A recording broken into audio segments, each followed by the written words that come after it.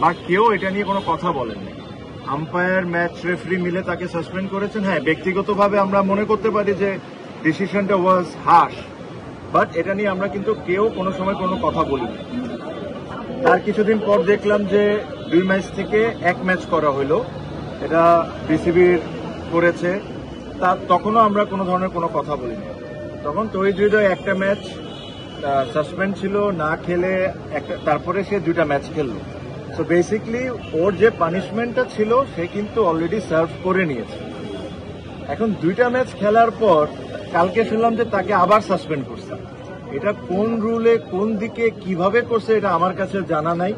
So এই জিনিস নিয়ে আমরা খুব ওয়ারিড ছিলাম। এটা actually it was very funny. এটা কোনোভাবেই সাসপেন্ড হতে পারে না, বিকজ যে ছেলে অলরেডি সাসপেনশন হয়েছে, তাকে বিসিবি অ্যালাউ করেছে খেলার জন্য 2 ম্যাচ, তাকে আবার আপনি কিভাবে সাসপেন্ড করতে পারেন?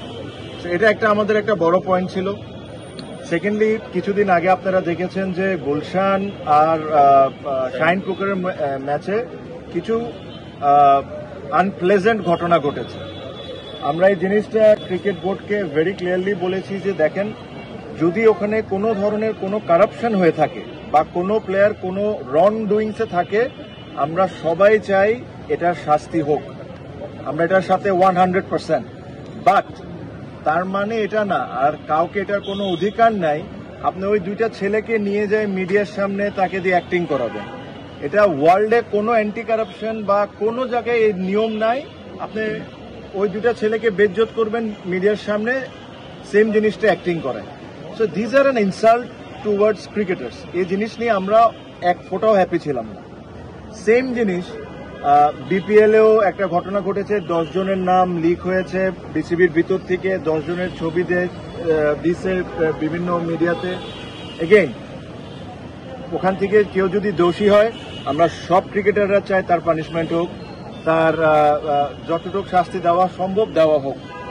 হোয়াট ইফ ওখান থেকে 2 জন নির্দোষ বা 8 জন নির্দোষ করে আবার 2 ম্যাচ খেলতে দিয়ে আবার 1 ম্যাচ সাসপেন্ড করা, এটা একটা আসলে মানে হাস্যকর ব্যাপার হয়ে যাচ্ছে। তো এই জিনিসগুলো নিয়ে আমরা তাদেরকে বলেছি যে আপনারা দ্রুত ডিসিশন নেন আর আমাদেরকে জানান, যেহেতু কালকে খেলা। আই এম শিওর ওনারা একটা সময়, আমার মনে হয় খুবই দ্রুত একটা ডিসিশন দিয়ে দিবেন। আপনারা সবাই হয়তো বা জানতে পারবেন, আমরাও জানতে পারবো। সো বেসিকলি এইসব জিনিস নিয়ে ছিল, এর চেয়ে বেশি কোনো কিছু না। সব ক্রিকেটাররা এক হয়েছে বিকজ অনেক লাস্ট 2-3 মাসে এই ইনসিডেন্টগুলা সবাইকে বদার করছিল। সো এই কথাগুলাই বেসিকলি।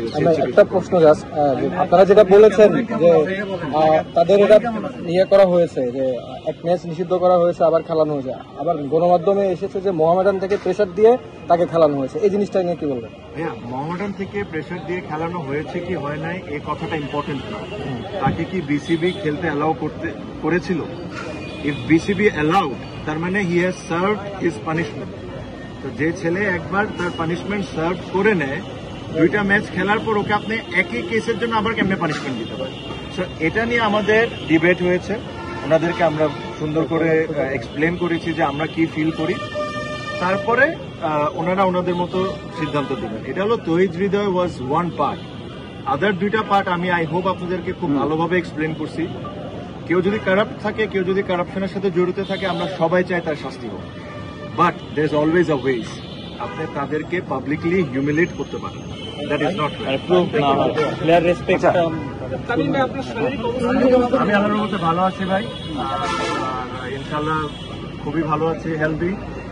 আর সবাইকে আপনাদেরকে থ্যাংক ইউ যে আপনারা 3 মাস পর ইনশাআল্লাহ।